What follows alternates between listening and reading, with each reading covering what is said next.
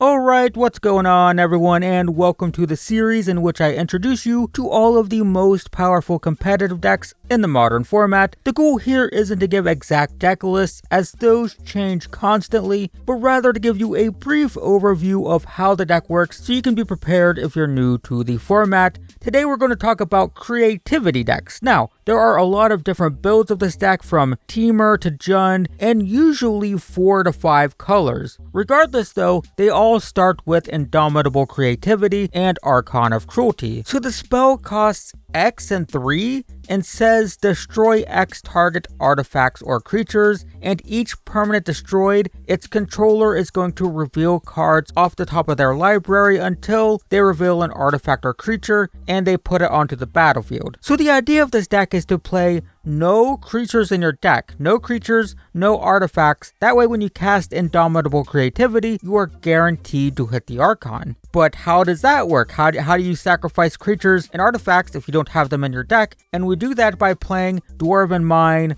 Fable of the Mirror Breaker, and the blue-red builds play Prismari Command. So the land makes a 1/1 token if you control 3 or more other mountains, and this is very important because even when the deck plays 4 or 5 colors, every land in the deck, or most of them, have to have the mountain subtype. Because if you put 2 or 3 lands that don't have mountains, well, that's going to be a problem. You might not be able to combo off until turn 6 or 7 if you draw too many of them. So every land has to be a mountain. That way you can get that dwarf token. The Fable will make a 2/2 goblin, and then that goblin makes treasure tokens, and Indomitable Creativity can sacrifice those treasure tokens. And the Fable also flips into a creature which can also be sacrificed. And likewise, the command has a lot of utility, but ultimately makes treasure tokens. The important part of all of these tokens is that they can be sacrificed to Indomitable Creativity, but when you're revealing cards off the top of your library, their sources are a land, an enchantment, and a spell, right? So it's not going to get caught up by the creativity effect. So why Archon? Why play Archon? Why not bigger stuff? Why not more powerful stuff?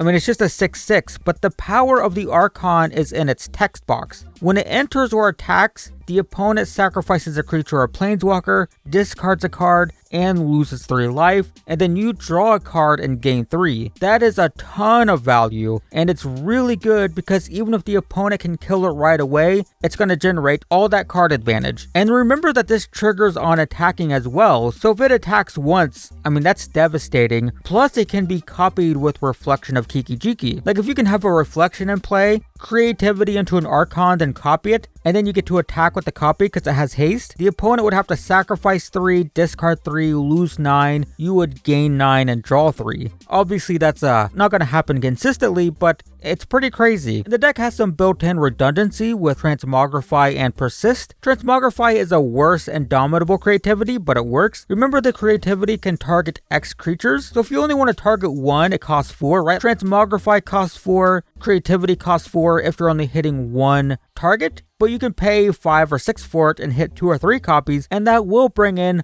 multiple Archons. If you can creativity for 3, that's 3 Archons. That's, again, discard 3, sacrifice 3, lose 3, you gain 9, draw 3. So, yeah, that's why creativity is so powerful, is it can hit multiple targets, but Transmogrify works. It's like an extra, 5th or 6th copy for some decks. Persist is a reanimation spell in case Archon ends up in the graveyard. Not only is this nice as a backup in case the opponent can kill it, but if you draw Archon, you can discard it to the second mode of Fable of the Mirror Breaker, and then you can reanimate it with Persist. Most decks will play 1 Persist, maybe 2, but the Jund variations of the deck tend to play 3 or 4 Persist. Wrenn 6 is also very common for this deck, since the deck is forced to play dual lands with the mountain type to make Dwarven Mine consistent. It uses this to repeatedly get back fetches to find more colors of mana, not to mention, of course, that, it kills Ragavan and stuff, which is also very relevant. The deck also very commonly plays Lightning Bolt, Spell Pierce, Fire and Ice. These are,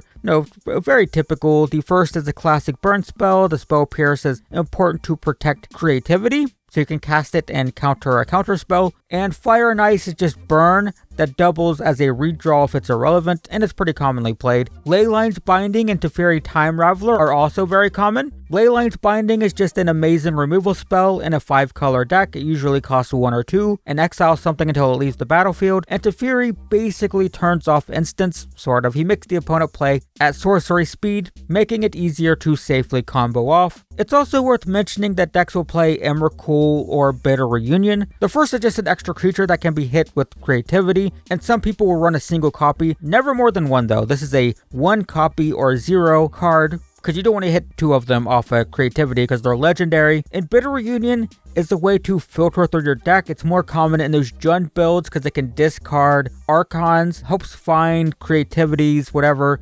This is a combo deck, so you want to dig some, filter through your deck, and then it can be sacrificed to give creatures haste, and that's relevant because if you can get an Archon in play, then sacrifice and give it haste to attack right away.